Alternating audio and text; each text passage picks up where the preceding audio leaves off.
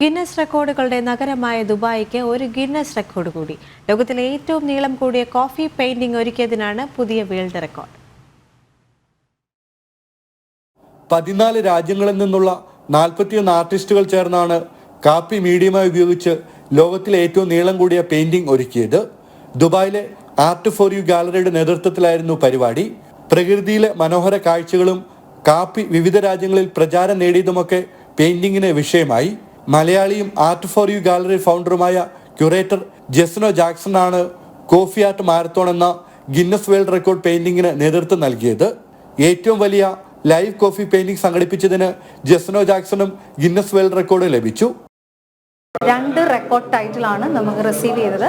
1 is longest live painting with coffee, അതാണ് main record title. എന്നിട്ട് 41 ആർട്ടിസ്റ്റിന് അവരുടെ സർട്ടിഫിക്കറ്റ്സും പാർട്ടിസിപ്പേറ്റ് ആയിട്ടുള്ള. പിന്നെ ആസ് എ ക്യൂറേറ്റർ ഞാനിത് കൺസെപ്ച്വലൈസ് ചെയ്തത് കൊണ്ടും ഇതിൻ്റെ ഐഡിയ കൊണ്ടുവന്ന് ഇതിങ്ങനെ നടത്തിയതിന് വേണ്ടിയിട്ട് ക്യൂറേറ്റർ എന്നുള്ള രീതിയിൽ എനിക്കും സെക്കൻഡ് വേൾഡ് റെക്കോർഡ് ടൈറ്റിലാണ് കിട്ടിയത്.